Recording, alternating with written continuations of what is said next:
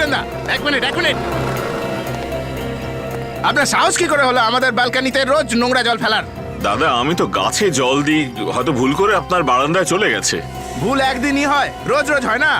দাদা আমায় ক্ষমা করে দিন। ক্ষমা করার ব্যাপার নয়, আগামীকাল থেকে ওই গাছগুলো ওখানে যেন না থাকে। আরে এটা কি কথা বলছেন দাদা? ফুলের টব ব্যালকনিতে রাখবো না তো কি মাথায় নিয়ে ঘুরে বেড়াবো? চোরের মায়ের আবার বড় গলা। আমি কালকেই সেক্রেটারির কাছে তোমার নামে অভিযোগ করব। আরে কি করবে ও আমার? আরে জান বলে দিন, যা করতে পারে করে নিক। আরে ও মাই গড,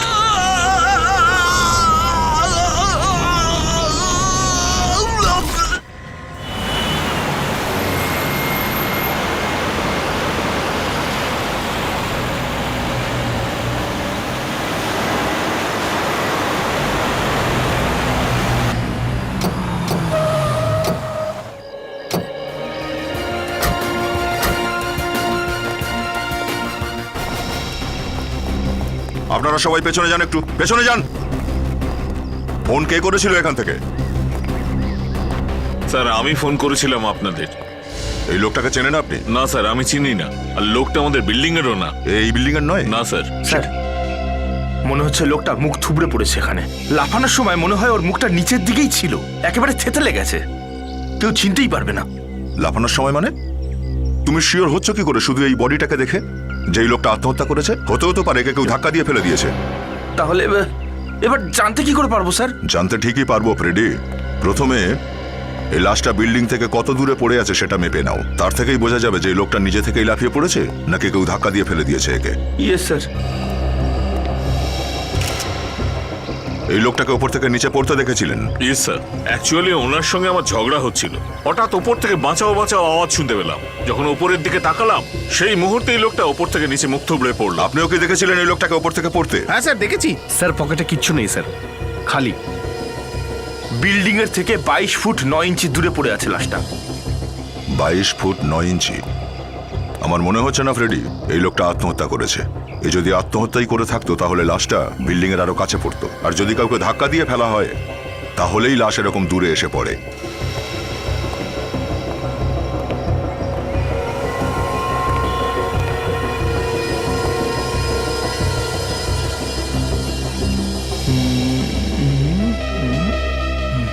একটু অদ্ভুত লাগছে এটাই যে এই লোকটা বাইরে থেকে এসে এখানে এই বিল্ডিং এ কেন আত্মহত্যা করতে গেল? স্যার হ্যাঁ স্যার আপনাকে আমি কিছু বলতে চাই। হ্যাঁ বলো, কি ব্যাপার? আমি এই লোকটাকে দেখেছি স্যার। দেখেছিলে? কোথায়? এই বিল্ডিং এর মধ্যে ঢুকছিল, এই ধরুন প্রায় 2 ঘন্টা আগের কথা হবে। আচ্ছা উনি কি একা ছিলেন নাকি ওনার সঙ্গে আরো কেউ ছিলেন? একাই তো ছিল, কিন্তু হ্যাঁ ওর হাতে একটা ব্রিফকেস ছিল। তাহলে গেল কোথায় ব্রিফকেসটা? সেটা তো জানি না। আপনারা পড়ার সময় এর হাতে ব্রিফকেস দেখেছিলেন? না স্যার। আর তুমি? না তো স্যার হয়তো হতে পারে যে এই লোকটা ব্রিফকেসটা বিল্ডিংয়ে কোথাও রেখে দিয়েছে। হয়তো উনি এখানে এসেছিলেন কারোর সঙ্গে দেখা করতে, তাকেই হয়তো দিয়ে দিয়েছে। ছাদেও তো থাকতে পারে স্যার, লাফ দেওয়ার আগে কোনায় কোথাও রেখে দিয়েছিল হয়তো। হতেও পারে। বিবেক, লাশটাকে ফরেন্সিক ল্যাবে পাঠাবার বন্দোবস্ত করো। আচ্ছা তুমি ওই ব্যাগটাকে চিনতে পারবে তো? আগে চিনতে পারবো। ওকে।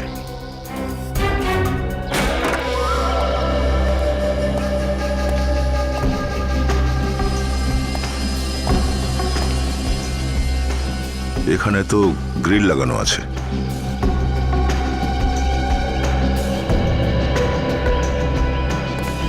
এই দেওয়ালের হাইট যা দেখছি তাতে এটা টপকে লোকটাকে ফেলে দেওয়া অসম্ভব।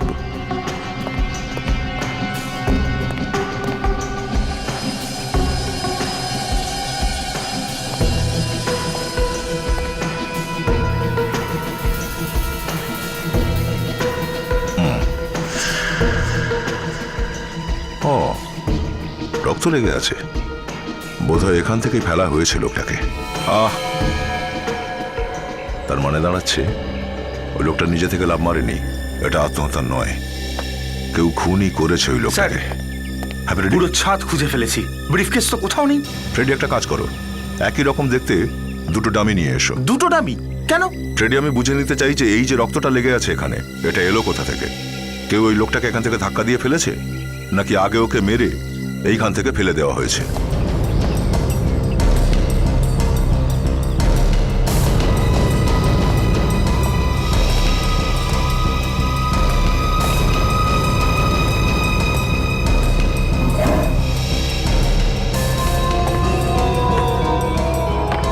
কি সেই ব্যাগটাই?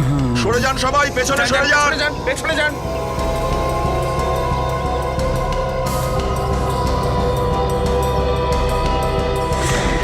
দেখলে ফ্রেডি, যদি লোকটা নিজের থেকে লাফ মারতো তাহলে এইরকম বিল্ডিং এর কাছাকাছি পড়তো।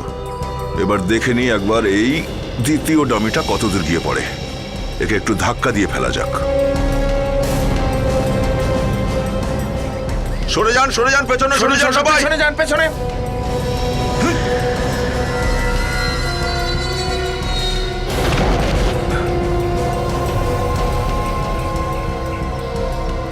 দেখলে ফ্রেডি, এটা ঠিক সেই জায়গাতেই গিয়ে পড়েছে যেখানে ওই লাশটা পড়েছিল। আপনার অনুমান একদম ঠিক স্যার। এই লোকটা তার মানে আত্মহত্যা করেনি, কেউ একে ধাক্কা দিয়ে ফেলে দিয়েছে। হ্যাঁ বিবেক, স্যার এই ব্যাগটা পেয়ে গেছি, কিন্তু স্যার ভাঙা রয়েছে।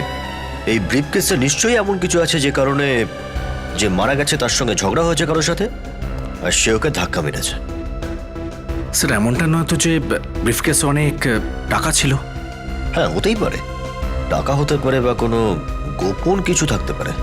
স্যার, তার যদি টাকা নিয়েই পালিয়ে যাওয়ার হতো তাহলে সে ব্রিফকেসটা সমেত নিয়ে যেত, কিন্তু সে তো সেরকম কিছু করেনি। টাকাটা নিয়ে গেছে কিন্তু ব্রিফকেসটা ভেঙে ফেলে রেখেছে।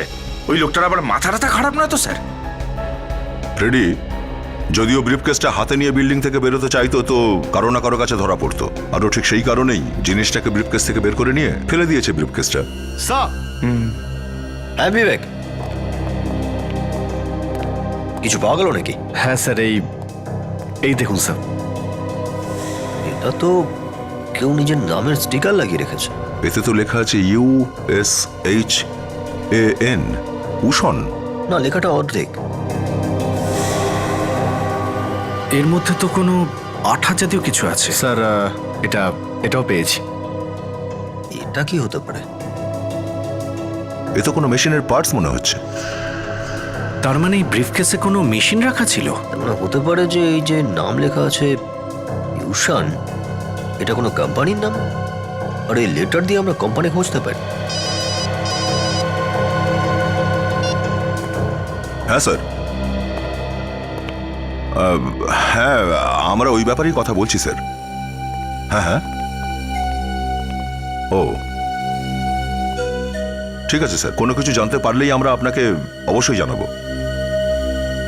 ওকে স্যার, ইয়া ঠিক আছে। এসিপি স্যারের ফোন ছিল দিল্লি থেকে। MMS ওয়ালা খুনের ব্যাপারে জানতে চাইছিলেন, কিছু জানতে পেরেছি কি না?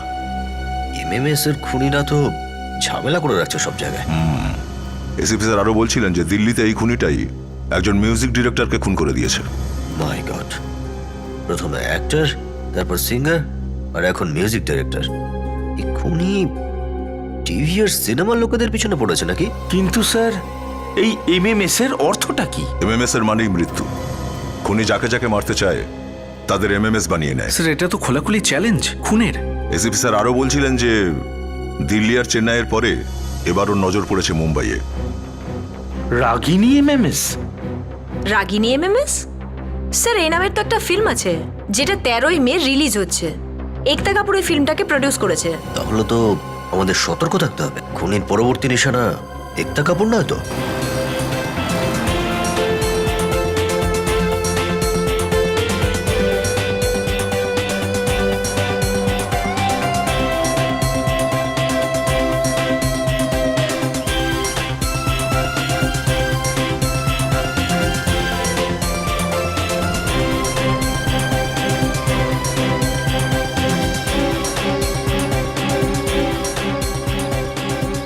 মহেশ, স্যার আশপাশটা আরো ভালো করে দেখে নাও। এত বড় একজন প্রডিউসার আছে, কোথাও কোনো ত্রুটি যেন না থাকে। স্যার আমি আমার নিজের দিক থেকে 3-3বার দেখে নিয়েছি, সবকিছু ঠিক আছে, কিন্তু তবুও আমি আরেকবার দেখে নিচ্ছি। না স্যার, এখনো পর্যন্ত তো আসেনি। আমরা ওখানেই আছি। ইয়েস স্যার, এমনিতে একতা ম্যাডামকে বলে দিয়েছি যে একটু সতর্ক থাকতে হবে ওনাকে। হ্যাঁ, ইয়েস স্যার। ওকে ওকে, আমি ফোন করে দেবো স্যার। Okay sir. সব জায়গায় খুব ভালোভাবে নজর রাখতে হবে আমাদের। খুনি যেমন চালাক তেমন ভয়ঙ্কর, বুঝলে? হ্যালো, ওকে ওকে ঠিক আছে, নো প্রবলেম। ওকে আচ্ছা শোনো গার্ডস, একদম ম্যাডাম এখনই চলে আসবেন, তোমরা সবাই নিজের পজিশনস নাও। গো গো গো। হ্যাঁ যাচ্ছি স্যার।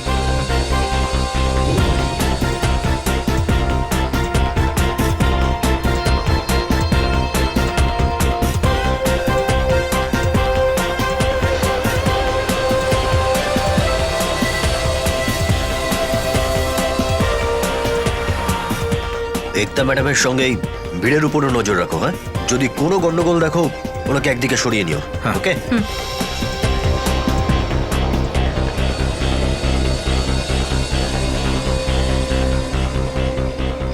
ম্যাডাম ম্যাডাম ম্যাডাম একটু বলুন ম্যাডাম। ম্যাডাম ম্যাডাম ম্যাডাম আপনার স্টোরিটা কি এবারে দেখুন এগুলো সব এখানেই জিজ্ঞেস করবে নাকি ভিতরে? ম্যাডাম কিছু তো বলুন, গল্পটা কি ম্যাডাম? ম্যাডাম ভিতরে যে কথা বলছি। ম্যাডাম ম্যাডাম আপনার ফিল্মের ব্যাপারে কিছু বলুন ম্যাডাম। যদি বলেন প্লিজ প্লিজ প্লিজ ম্যাডাম। আমার আসতে কি দেরি হয়েছে? না না একেবারেই নয়, আপনি যখনই আসবেন সেটাই তো সঠিক সময় ম্যাডাম।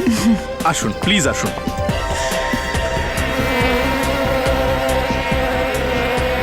কি ব্যাপার ম্যাম, কোনো প্রবলেম? না চলুন। ম্যাডাম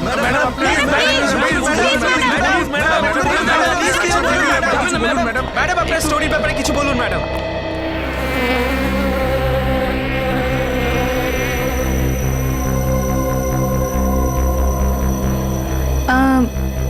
তুমি এই আওয়াজটা শুনলে? কিরকম আওয়াজ?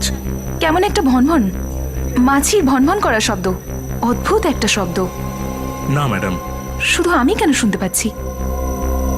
হ্যাঁ, চলো। Please madam. সাবজেক্টটা কি একটু বলে যান ম্যাডাম।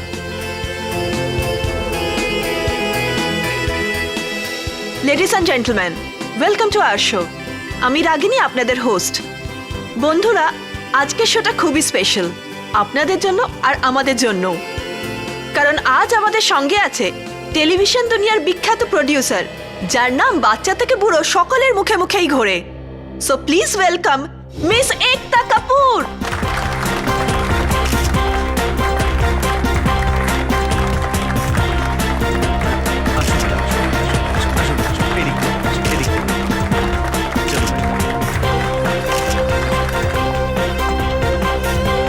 আসুন ম্যাডাম।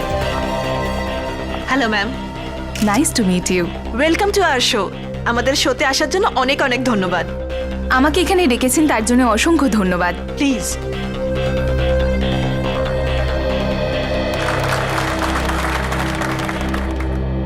একতা ম্যাম, আপনার নতুন ফিল্ম আসছে রাগিনী এমএমএস। খুব আলোচনা হচ্ছে এই ফিল্মের ব্যাপারে। আমাদের প্লিজ এই ফিল্মের ব্যাপারে বলুন। কি অদ্ভুত একটা ব্যাপার, আপনার নামও রাগিনী আর ফিল্মের নামও রাগিনী। ঠাকুর করুক এর থেকে বেশি কিছু যেন না ঘটে।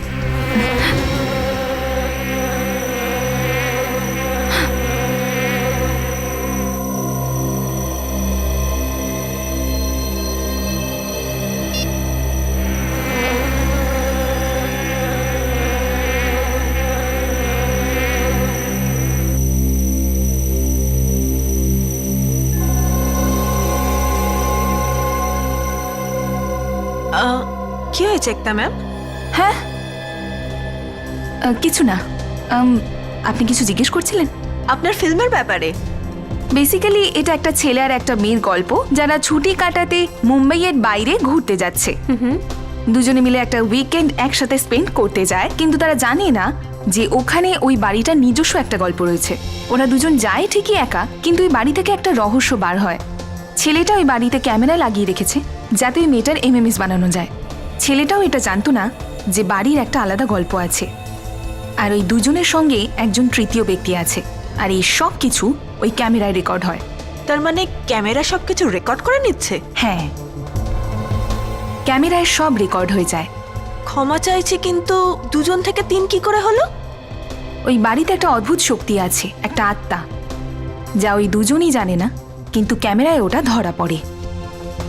ওয়াও, আমরা শুনেছি যে আপনার এই ফিল্মটা সত্যি ঘটনার উপর বেস করে তৈরি। দেখুন, একটা মেয়ে ছিল যার সঙ্গে এসব হয়েছে। ওর সঙ্গে একটা ভুতুড়ে কাণ্ড ঘটে, আর ওই ঘটনাটা আমি সবার সামনে আনতে চাই। ওটা থেকেই তৈরি হয়েছে রাগিনী এমএমএস। একতা ম্যাম, আপনার এই ফিল্মটা কিরম অডিয়েন্সকে টার্গেট করে? বেসিক্যালি এই জেনারেশন, আমি চাই যে সব কলেজে ছুটি পড়ে গেছে, সবাই সবার ডেটের সঙ্গে, বন্ধুদের সঙ্গে, সব ইয়াং জেনারেশনরা গিয়ে মুভিটা দেখুক। এটা একটা ইয়াং হরর। তো একতা ম্যাম, আপনার এই ফিল্ম কবে রিলিজ হচ্ছে? শুক্রবার 13 তারিখে। বলা হয় শুক্র রাহু এক হয় আর আত্মারা ঘোরাঘুরি করে। সেই দিনই আমি চাই রিলিজ হোক রাগিনী এমএমএস।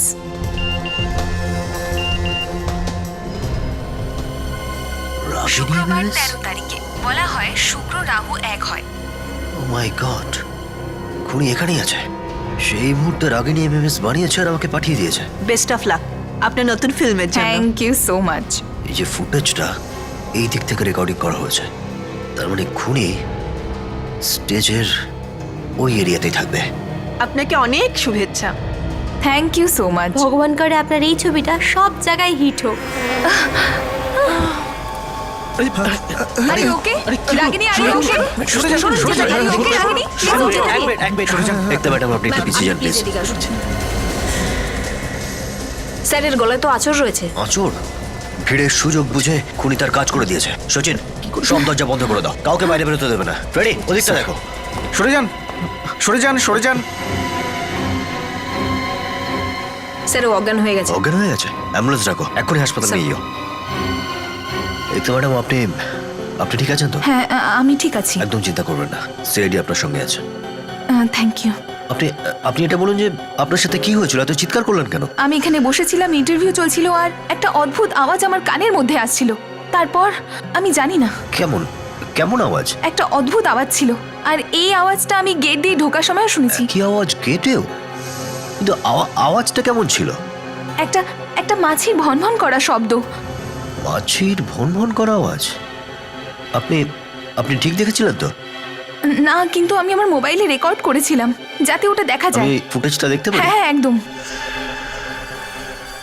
এই দেখুন, এই যে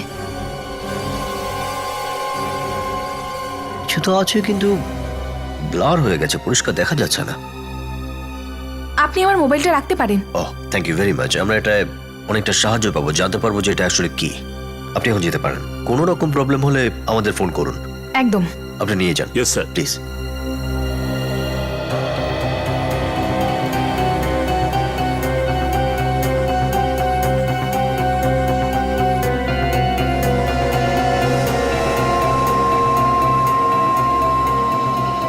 দেখো ভাই, সবাই কান খুলে শুনে নাও। যতক্ষণ আমরা হামলাকারীর বিষয়ে জানতে না পারছি, কেউ এখান থেকে কোথাও যাবে না, সবাই এখানে থাকবে। কিন্তু স্যার, আমরা কিছু করেছি নাকি? কি করে বলবো কে করেছে? স্যার, আমি বলছি তো স্যার। আচ্ছা, তুমি বললে আমরা মেনে নেব? হ্যাঁ, শুনুন, আপনাদের কাছে মোবাইল অথবা ছোট ছোট ক্যামেরা যা আছে আমাদের দিয়ে দিন, আমরা চেক করবো সেগুলো। এক্ষুনি জেনে যাব আমরা হামলা কে করেছে। দিন দিন।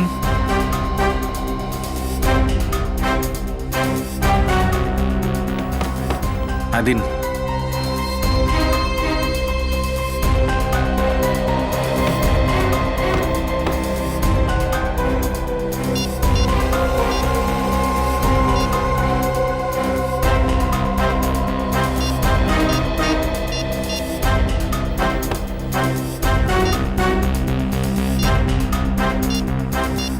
স্যার, এই মোবাইলে তো কোনো ফুটেজ বা ভিডিও নেই যেটা এই এমএমএস এর সাথে মেলে।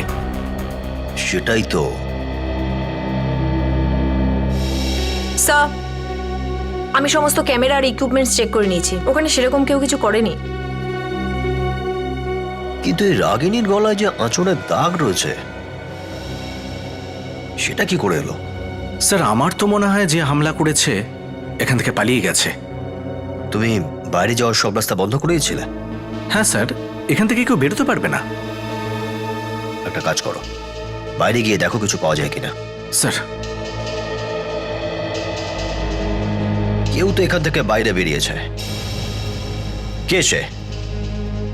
স্যার, একতা ম্যাডাম আর ওনার বডিগার্ড ছাড়া আমাদের গার্ডস আর কাউকেই বাইরে যেতে দেয়নি।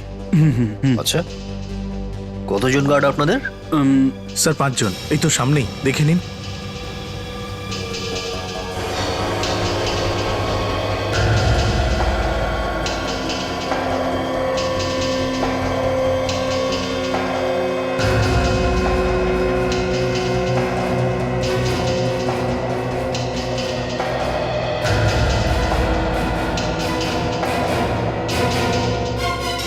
না না না না না 5 জন গার্ডের থেকে বেশি গার্ড দেখেছি আমি এখানে। আপনাদের এখানে যে শুটিং চলছিল না, তার ফুটেজ দেখান আমাদের। আগে স্যার।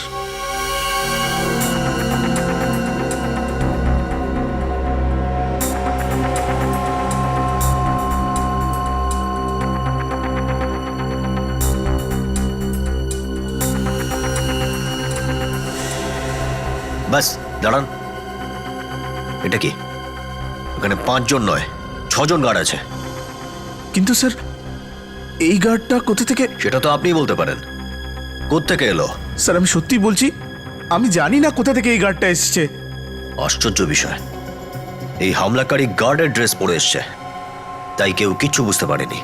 স্যার স্যার এই দেখুন গার্ডের ড্রেস, এটা বাইরের ডাস্টবিনে পড়েছিল। স্যার সেরকমই হচ্ছে যেরকমটা আমরা ভেবেছিলাম, যে হামলা করেছিল সে গার্ডের ড্রেস ইউজ করেছিল। কিন্তু স্যার একটা ব্যাপার বুঝতে পারছি না, এই গার্ডের ইউনিফর্ম ওই হামলাকারীর কাছে এলো কি করে? সব জানতে পারা যাবে সচিন। এই ড্রেস যখন আমরা পেয়ে গেছি, এই ড্রেসই আমাদের ওর কাছে নিয়ে যাবে। হ্যাঁ ডক্টর সালুকে, কি আপনি করতে পারবেন না? স্যার এই লাশটার মুখটা এতটাই বিকৃত হয়ে গেছে, দ্বিতীয়বার তৈরি করা অসম্ভব। হ্যাঁ সারিকা, এর মুখটা আবার ঠিক করবো কি করে? দেখো, এর মুখের হাড়গুলো তো খুব বাজেভাবে ভেঙে গেছে। কোনো আকার তো থাকতে হবে না মুখের। কি হয়েছে ডক্টর সালুকে? কিছু দেখতে পাচ্ছেন কি এক্সরেতে? বস, এক্সরেতে শুধু হতাশা আর হতাশাই দেখতে পাচ্ছি। তার মানে মুখ দেখতে পাচ্ছেন না? একদম অসম্ভব। আরে কোনো না কোনো উপায় তো থাকবে। আরে কোনো উপায় থাকলে তো তৈরি করতাম। ডক্টর, মুখ যদি নাও বানানো যায়, আপনি এটা তো বলুন যে এর মৃত্যুটা হয়েছে কিভাবে, পড়ে গিয়ে না অন্য কোনো কারণে? স্যার আমরা ওর হাতে কয়েকটা আঁচড়ের দাগ পেয়েছি, এই দেখুন স্যার। আঁচড়ের দাগ? তার মানে মরবার আগেই কারোর সাথে এর হাতাহাতি হয়েছিল। হয়তো ও নিজেকে বাঁচানোর চেষ্টা করেছিল, আর তখনই আঁচড়টা লেগে গেছে। একদম ঠিক বস, এটাই হয়েছে। আর ওই হাতাহাতির সময় খনি একে ধাক্কা দিয়ে ফেলে দিয়েছে। রাগিনীর ব্যাপারে কিছু জানতে পারলেন? ওর ভাগ্যটা ভালো ছিল যে ও বেঁচে গেছে, না হলে খুনি তো কোনো চেষ্টাই বাকি রাখেনি। রাগিনীর গলাতেও আঁচড়ের চিহ্ন আছে, কিন্তু একটা বিশেষ কথা, ওই আঁচড়েও হসপিটালের লোকেরা বিষ পেয়েছে। বিষ পেয়েছে? কিন্তু এই বিষটা এলো কোত্থেকে? আমরা তো ওখানেই ছিলাম। সেইটাই জানার চেষ্টা করছি অভিজিৎ। বিষ খনির নোকের মধ্যে আগেই লেগেছিল, না ওটা পরে লাগানো হয়েছে? আচ্ছা, এই একতা যে মোবাইলটা দিয়েছিল, তার ফুটেজ দেখে কিছু জানা গেল কি? হ্যাঁ, চেক করেছি, কিন্তু বিশেষ কিছু পাওয়া যায়নি। ওই ভিডিওতে কিছু দেখা যায়নি? কিন্তু দেখা যাচ্ছে, পরিষ্কার দেখা যাচ্ছে না। আরে আওয়াজ আছে না ওই মাছি ভনভন করার, ওটা থেকে কিছু জানা গেল? আরে ওটা মাছিই নয়। হ্যাঁ, এই দেখো শুরু হয়ে গেছে। মাছির ভনভন করার আওয়াজ রয়েছে, আর উনি বলছেন মাছি নাকি নেই। আরে ওই যে মাছিটা ছিল ওটা আসল মাছি নয়, নকল মাছি। আর ওই যে আওয়াজটা ছিল সেটা সেই কারণে যে ওর পাখার নিচে একটা ছোট্ট মোটর লাগানো ছিল। ও, ওটা মোটরের আওয়াজ ছিল? একদম। মোটর খুঁজে বের করতে হবে, খুঁজে বার করতেই হবে, তবেই জানা যাবে যে রাগিনীর উপর হামলা কি করে হয়েছিল। ওই যে কোম্পানিগুলো ছোট ছোট মোটর বানায়, সেখানে খোঁজ করি চলো। হ্যাঁ, খোঁজ করো। আর একটা কথা, এত ছোট মোটর বানাতে সবাই পারে না। এই নকল মাছিটা এত তাড়াতাড়ি উঠছিল যে ক্যামেরাতেও ধরা সম্ভব হয়নি স্যার। নকল মোটর, নকল মাছি। আমি তো আজ অবধি এমন কোনো মেশিন চোখেও দেখিনি যেটা মাছির মতো শব্দ করে। ফ্রেডি, মার্কেটে নতুন নতুন টেকনিক এসেছে, এমন এমন মোটর তৈরি হয়েছে যে নতুন নতুন আওয়াজ বের করে। হ্যাঁ, কিছু জানা গেল ওই কোম্পানিগুলোর বিষয়ে যারা মোটর বানায়? হ্যাঁ স্যার, 5টা নাম পেয়েছি। Toys today, MK company, super toys, Kulbhushan and sons, magic car toys. এক মিনিট সচিন, আরেকবার পড়ো তো। এই toys today, MK company, super toys, Kulbhushan and sons, magic car toys. Kulbhushan and সন্সের শেষ 5 অক্ষর সেটাই যেটা ওই ব্রিফকেসে লেখা ছিল, উষণ। কুলভূষণ মানে একতা কাপুর যে মোটরের আওয়াজ শুনেছিলেন সেটা এই কোম্পানির, আর যেই ভাঙা ব্রিফকেস আমরা লাশটার পাশে পেয়েছিলাম সেটাও এই কোম্পানির। তার মানে এই দুটো কেস একে অপরের সঙ্গে জড়িত নয় তো? অভিজিৎ, কুলভূষণ অ্যান্ড সন্স কোম্পানিতে গিয়ে দেখতে হবে একবার, ওখান থেকে জানতে পারা যাবে এই মাছির আওয়াজ করা মোটরের ব্যাপারে।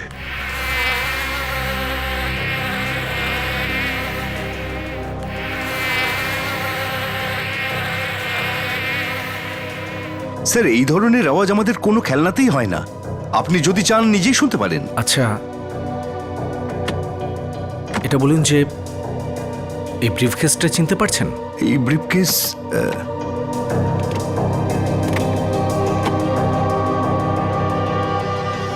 হ্যাঁ, এই ব্রিফকেসটা তো আমার বাবার। যখন উনি কোম্পানি শুরু করেন তখন উনি কিনেছিলেন।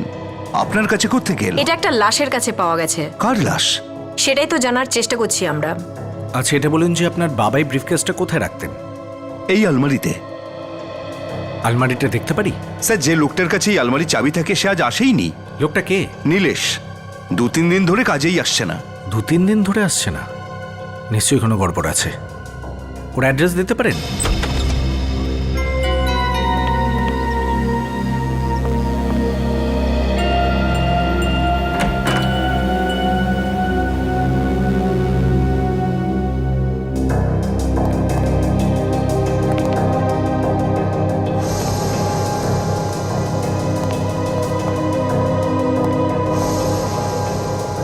বাড়ির মধ্যে নেই তো গেল কোথায়? স্যার, আমি ওদিকটা দেখছি।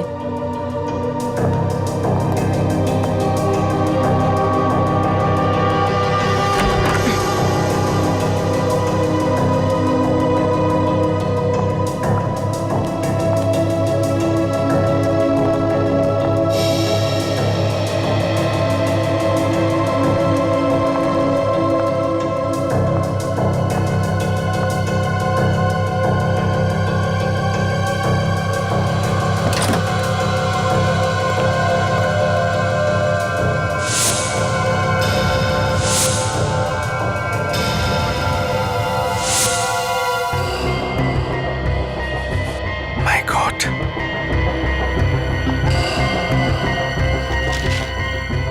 Robotic fly? স্যার, তার মানে এখানে এই সমস্ত বানানো হয়? না কাজল, সব নয়, শুধু এই রোবোটিক মাছি, এগুলো দিয়ে খুন করা হয়। স্যার, এই দেখুন, এই বিষাক্ত পিন দিয়ে খুন করা হচ্ছিল।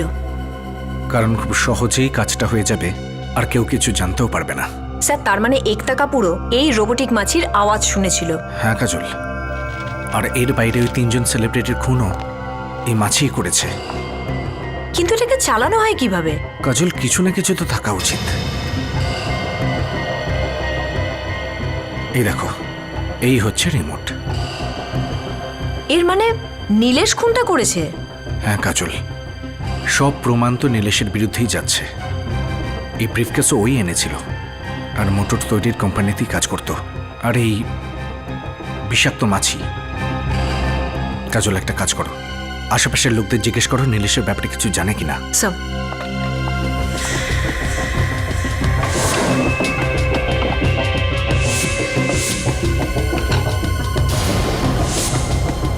স্যার।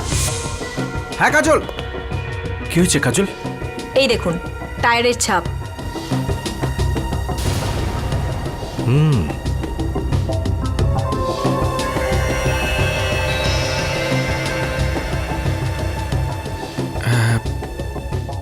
এর মানে এখানে গাড়ি দাঁড়িয়েছিল। আর এই দেখো, ইঞ্জিন অয়েল পড়ে আছে। মানে নীলেশের কাছে গাড়ি আছে, আর গাড়ির থেকে কিছু জানা যেতে পারে। নাম্বার, একবার যদি গাড়ির নাম্বারটা পেয়ে যাই তাহলে ব্যাপারটা খুব সহজ হয়ে যায়। একটা কাজ করি, আশেপাশের লোকদের জিজ্ঞেস করি, হয়তো ওরা জানে নীলেশের গাড়ির ব্যাপারে। শুনুন দাদা, এই নীলেশকে চেনেন আপনি? আগে হ্যাঁ, আমি চিনি, পাশেই থাকে। আপনারা? আমরা সিআইডি থেকে। ও, সিআইডি। বলুন, আপনাদের জন্য আমি কি করতে পারি? আপনার নীলেশের গাড়ির নাম্বার মনে আছে? গাড়ির নাম্বার তো জানি না, কিন্তু ওর কাছে সিলভার কালারের গাড়ি আছে। গাড়ির ব্যাপারে আপনি আর কিছু বলতে পারবেন? ও কিছুদিন আগে গাড়িটাকে মেকানিকের কাছে নিয়ে যাচ্ছিল, বলছিল যে ইঁদুরে তার কেটে দিয়েছে। কোথায় সেই গ্যারেজ? আচ্ছা দাদা, এখানে কোনো মালিক টালিক কেউ আছে নাকি এমনি কাজ চলছে? কি সব বলছেন দাদা? আছে তো, ওই যে ওখানে যান। সব ঠিক আছে, সব ঠিক আছে, চল রাখছি, বাই বাই বাই। হ্যাঁ দাদা বলুন, কি করতে পারি? আচ্ছা, গাড়ি খারাপ হয়ে গেছে? কোথায় আপনাদের গাড়ি? নীলেশ গাড়ি নিয়ে গেছে? মানে নীলেশ তো কিছুদিন আগে গাড়ি নিয়ে এসেছিল। হ্যাঁ স্যার, এসেছিল। আপনি চেনেন নীলেশকে? ম্যাডাম, খুব ভালো করে চিনি, উনি আমাদের রেগুলার কাস্টমার। কিন্তু আপনারা? আমরা সিআইডি অফিসার। সিআইডি লোক? আগে হ্যাঁ, সিআইডি অফিসার। নীলেশের গাড়ির নাম্বার মনে আছে তো? স্যার আমার নাম্বারটা মনে নেই, কিন্তু আমরা একটা কাস্টমারদের রেজিস্টার মেনটেন করি, ওর মধ্যে নিশ্চয়ই লেখা থাকবে। এক্ষুনি আনাচ্ছি। সতীশ, রেজিস্টার খাতাটা নিয়ে আয় তো।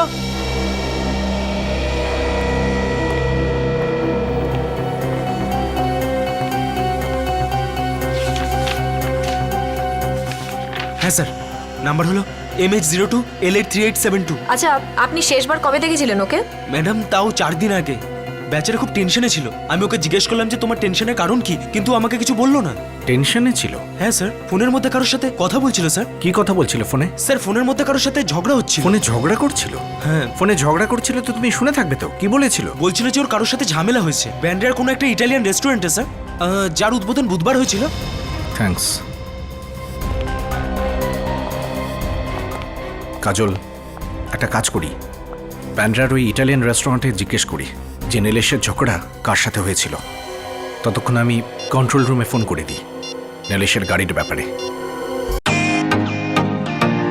Welcome to Beaten world. How may I assist you? নতুন ফ্ল্যাটের জন্য একটা স্ট্যান্ড ফ্যান আর কুলার নেব। এই পচা গরম থেকে একটু স্বস্তি চাই। বাজার চলতে সব ব্র্যান্ড আর ভরসাযোগ্য নয়।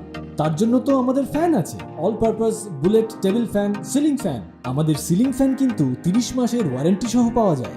আছে ফারাটা 2 বছরের ওয়ারেন্টি, 17 থেকে 20 মিটার এয়ার ফ্লো, মধ্যবিত্তের সাধ্যের মধ্যে একমাত্র ভরসাযোগ্য ব্র্যান্ড বিটেন। আমাদের কুলারের কিন্তু অনেক range, 45 litres, 50 litres, 70 litres, 90 litres, 110 litres. Honeycomb সহযোগে বিটেনের সব কুলারের ওয়ারেন্টি 1 বছর। চেনা হাওয়ায় অচেনা অনুভূতির জন্য একমাত্র আদর্শ বিটেন। গরমে স্বস্তি পেতে বিটেনের ফ্যান হোক বা কুলার, আজই আনুন বাড়িতে। Beaten, digitally yours.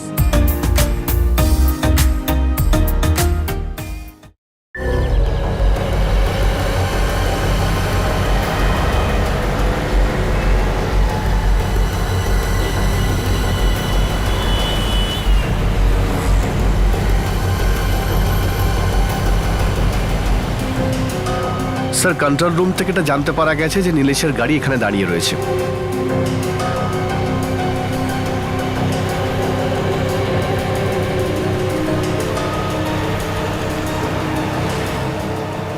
গাড়ির ভেতরে তো কিচ্ছু নেই স্যার। দরজা খুলে দেখতে হবে ফ্রেডি। স্যার গাড়িটাকে দেখে এরকম মনে হচ্ছে 2-3 দিন ধরে এখানেই দাঁড়িয়ে আছে। বুঝতে পারা যাচ্ছে না গাড়িটা এখানে ছেড়ে নীলেশ কোথায় উধাও হয়ে গেল। কাছাকাছি তো সেই বিল্ডিংটা যার ছাদের থেকে ওই লোকটা নিচে পড়ে মারা গেছিল। সেই লোকটাই নীলেশ নয় তো? যতক্ষণ না কোনো পাকা প্রমাণ পাওয়া যাচ্ছে কিছু বলা যাচ্ছে না। সেই সিকিউরিটি না ফ্রেডি?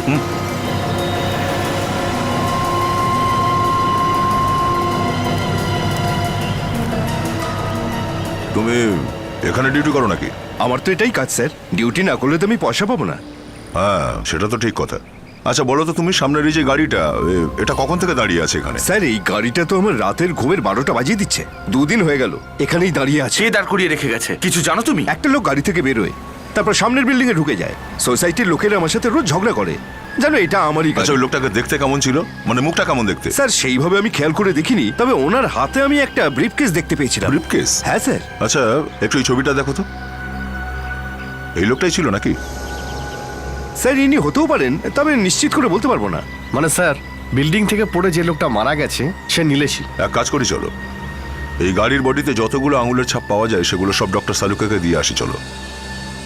ওই লাশের আঙুলের ছাপের সঙ্গে সেগুলো মিলিয়ে দেখা হোক, তাহলেই জানতে পারা যাবে মৃত লোকটা নীলেশ না অন্য কেউ। আমরা জানতে পেরেছি যে নীলেশের গাড়ির উপর যে আঙুলের ছাপ পাওয়া গেছে তার রিপোর্ট এসে গেছে। হ্যাঁ, এই নাও রিপোর্ট, পড়ো।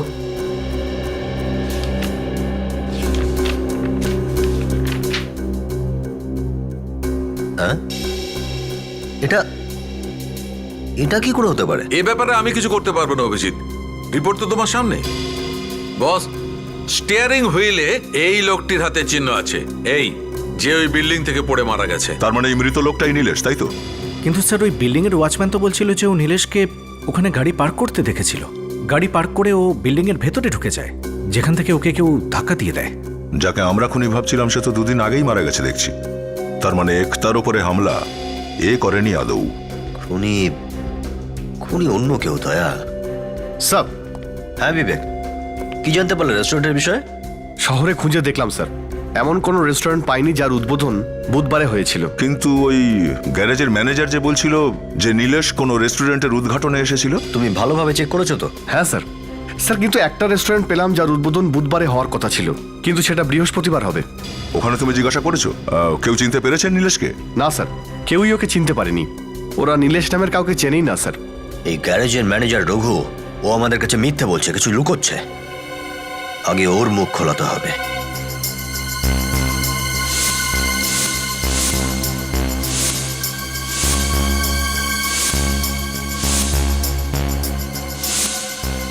কোথাও তোমার বস দেখা যাচ্ছে না?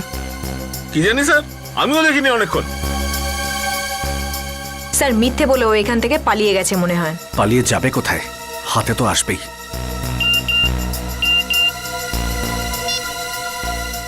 আমাকে বাঁচান স্যার, আমি আপনার কাছে হাত জোড় করছি। এ হলো আমার পার্টনার সমীর, সব খুনে এরও হাত ও মাই গড, এখন ভয় এ তো রঘু, এই গ্যারেজের ম্যানেজার। ঠিক 15 মিনিট বাদে ও ভগবানের কাছে চলে যাবে। ও মাই গড, তার মানে সমীরও খুনির সাথে জড়িত? হ্যাঁ স্যার, ও কাউকে কিছু বলে না দেয়, সেই জন্য খুনি একে মেরে ফেলতে চাইছে। এই কারণে হয়তো ওকে কিডন্যাপ করেছে। স্যার আমাদের কাছে সময় খুব কম, আমাদেরকে তাড়াতাড়ি ওখানে পৌঁছতে হবে, নয়তো এই রঘু সমীরের খুন করে ফেলবে। হ্যাঁ কাজল, আমি অভিজিৎ স্যারকে ফোন করছি, আর এই এমএমএসটাও পাঠিয়ে দিচ্ছি ওনাকে। Hello sir.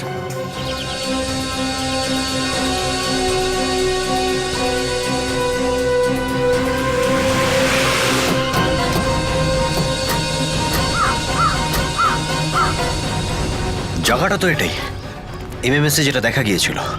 মনে হয় সমীরকে এখানেই কোথাও বেঁধে রেখেছে। বেঁধে রেখেছেটা কোথায় সেটাই দেখতে হবে। ওই এমএমএস এর পিছনে কিছু একটা ছিল না? ওকে ভগবানের কাছে পাঠিয়ে দাও। যেখানে ওকে বেঁধে রাখা হয়েছিল তার পেছনের লোগোটা দেখেছো? এই লোগোটা খোঁজো, হ্যাঁ? আর সাবধানে, খুনি কিন্তু খুব ভয়ঙ্কর, যদি কোনো গন্ডগোল করে না তাহলে গুলি করে দেবে। কিন্তু সাবধানে যেন না মরে।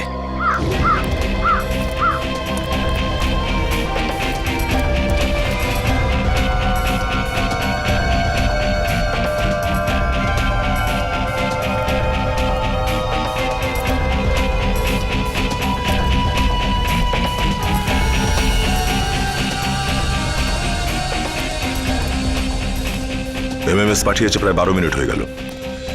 আমার হিসেবে আর 3 মিনিট আছে ওকে বাঁচানোর জন্য। কিন্তু স্যার ও খুনগুলো করছে কেন? মরার আগে মানুষকে কেমন ভাবে ছটফট করে সেটা দেখার একটা নেশা হয়ে গেছে ওর। সেটা দেখতে ওর খুব ভালো লাগে মনে হয়। মিলটা দেখে খুব পুরনো মনে হচ্ছে তো স্যার। সেই জন্যই তো জং লাগা মেশিন পড়ে আছে।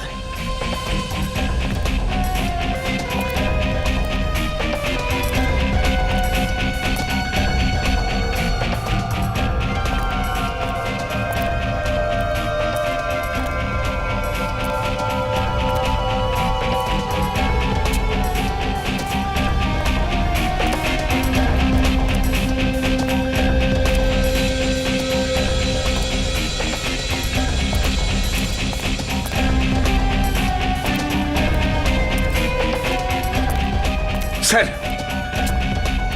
ওই দেখুন সেই লোগো। এখানে কোথাও হতে হবে। দয়া, ওই যে লোগোটা, এদিকে এদিকে।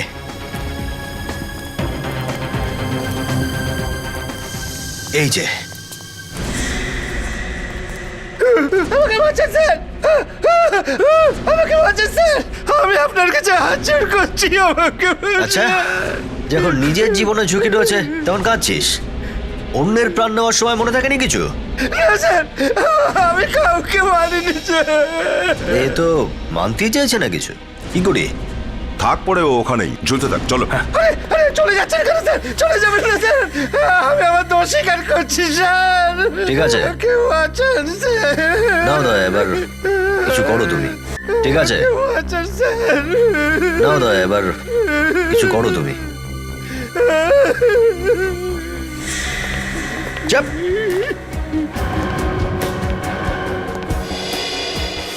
বিবেক। Yes sir.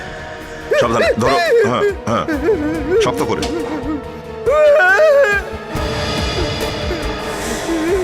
মানতে হবে এই সিআইডির লোকেদের ঠিক সময়ে পৌঁছে গেছে, কিন্তু এবার দেখবো এরা কিভাবে বেঁচে ফেরে। Thank you so much sir, আপনারা আমার জীবন বাঁচিয়েছেন। ব্যাস ড্রামা বন্ধ কর। এবার বল সে কোথায় যে এসব করেছে? আপনারা এখানে আসার আগে এখানেই কোথাও ছিল। এখানে ছিল? রেডি, ধরে রাখো ওকে। আমি কিছু করিনি কিন্তু স্যার।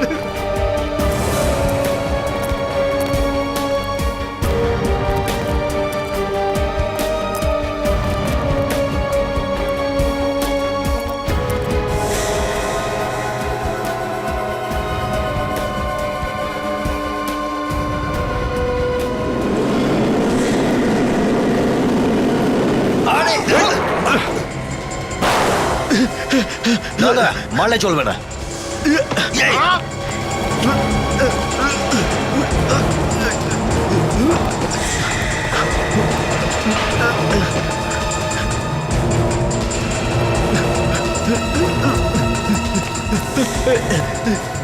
আরে না না, আমাকে ছেড়ে দিন, আমাকে মারবে না, ছেড়ে দিন। এভাবে কথা না বলে কোথায় পালাচ্ছিস তুই?